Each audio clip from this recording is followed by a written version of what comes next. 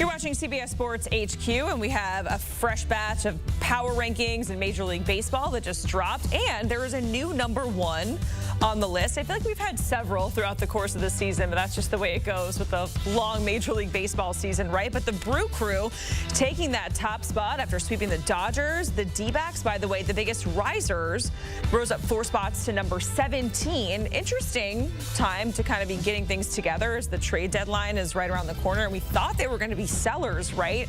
As far as the biggest faller, that goes to the Twins, down 5 spots to #23. So let's welcome on the creator of the list, Matt Snyder, and our other baseball analyst, Julian McWilliams. Great to see you guys. The Brewers rattled off 10 straight wins. They sweep the Dodgers, now #1 in the power rankings. So how dangerous is this team, Matt, as we are well into the second half of the season?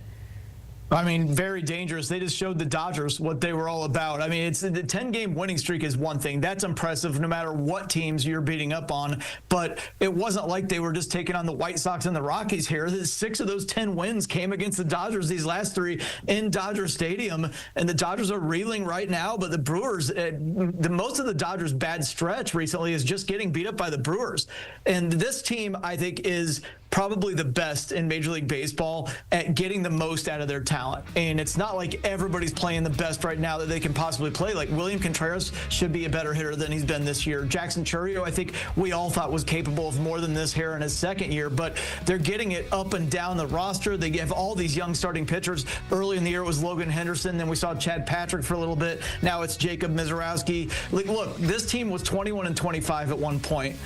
They were 6 games down to the Cubs in the National League Central. The Cubs haven't even been bad since then. Second best record in the National League, but the Brewers have been 6 games better at 38-15. You can't say enough about how good the Brewers have been. Yeah, and I don't think Pat Murphy gets a lot of credit, right? He's one of the better managers, I think, in baseball now, and I think he's proven it with this team. He's the guy that sort of gets the most out of his guys, whether it's Mizorowski, Sal Frelick. You know, Christian Yelich is having a rebound season, and he's sort of looking apart, not necessarily what he used to look like, but some semblance of that, right? I do think, however, they're going to need a little bit more slug in that lineup. When Christian Yelich is your home run leader at, 19 homers, I don't think that's possibly going to get it done in the postseason. Now, they are a threat. I believe they'll be a threat down the stretch, but it'll be interesting to see how this translates to the postseason. And we're looking at the standings there. Despite all the praise that we're giving the Brewers, the Cubs, they're still the favorites to win at -220 there. So, Matt, what do you think about the Cubs? They have that easier schedule, down the stretch versus the Brewers. But what do they need to do at the deadline to really help them secure the division? Well, they actually have several holes there. They need at least one starting pitcher because they already lost Justin Steele for the season. They survived without Shota Imanaga for a while, but Matthew Boyd is probably going to get up higher in innings than the Cubs wanted him to. I don't know how much longer they want to go with Cade Horton. They're going with an opener and then Ben Brown tonight. They're going to need to deal with the rotation at some point. Probably someone that's, mid-tier. They would love to get a frontline starter. It doesn't seem like a ton of them are available, so their playoff rotation could be something with Shota Imanaga, Matthew Boyd, Jamison Tyone as the 4. Maybe they plug somebody in that 2 or 3 spot in the rotation there. Also, third base. Matt Shaw just doesn't look like he's going to work this year. Long term, maybe he ends up being the guy at third, but for a team that is this good and has aspirations that they have of making the World Series, they're probably going to need to shore up third base. Eugenio Suarez might be available, but everybody who needs a third baseman wants Eugenio Suarez. So maybe they have a fallback with Ryan McMahon. Maybe they do go out and they get Suarez, but it's at least one starting pitcher, a third baseman, and then they're probably going to need some more relief pitching depth, but everybody needs that. Yeah, I'm a fan of their pitching staff, certainly. I mean, what they've done this year, but I still think they need to add to their pitching, right? I don't necessarily trust it in the sense of being able to go through a long haul. Look, this is a long season. It's 162 games, and we've seen with the 162 games how teams aren't necessarily able to hold up and pitching staff sort of, go off the rails a little bit. And I think there's potential for that with this team. So I think that this is true what Matt said. They definitely need to plug those holes because in the month of July, they have a 5.70 ERA when it comes to their bullpen. That tells me starters necessarily maybe not going a little bit deep enough. But in addition to that, the starters going to be a little bit pushed over to the limit a little bit. Let's transition over to the AL East, and we're talking about the Blue Jays coming in at number 4 in the power rankings. They now have a 3-game lead in the division. And guys, we kept having this sense of like, oh, is it just a fluke? Is it just a good stretch? There's ebbs and flows to this season, right? But Julian, are you convinced that the Blue Jays are for real now, finally? Yeah, I told you I was out on them for like, what, 3 years straight? No, excuse me. I was in on them for 3 years straight. But then this year I was like, I'm out. And then all of a sudden they start winning games. I think it's just a semblance of them, just of a team that's been able to put it together, right? You have Vlad, obviously. Bo Bichette looks a little bit better. But look, I think they're just a better team overall. And if you look at that pitching staff, right? That Gosman, Bassett, you go through the lines. I think you have one of the better pitching staffs in baseball.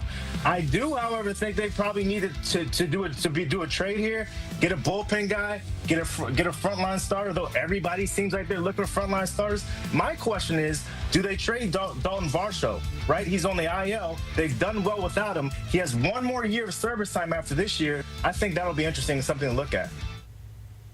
Yeah, I like that idea, actually. I'm in on the trade Dalton Varsho for pitching. They need pitching. Offensively, they're fine. And the amazing thing about the Blue Jays offense so far this year is right when everything clicked in late May, ever since then, they've been one of the best offenses in baseball, but they've done it without Anthony Santander, who's been hurt pretty much the entire time, and he wasn't that helpful when he was healthy, but it's the depth. George Springer's looking like the guy that he was on the Astros. They're getting contributions from Nathan Lukes, Addison Barger, Ernie Clement, just up and down that lineup. They're relentless at this point. And the funny thing is, they're only a game and a half back of the best record in all of baseball. Who would have thought that in late May that we would be talking about this as we head toward the trade deadline? And they're just about to host the Yankees for 3 games. The Blue Jays are 35-16 at home. They could really go for the kill this week. Remember, last time they had the Yankees, they swept them in 4 games at home. If they sweep them again, that's a pretty big deficit for the Yankees. I think the odds will shift just a little bit out in Vegas. You can still get them for plus money to win the division, but if you sweep the Yankees, I feel like they should be the favorites after that.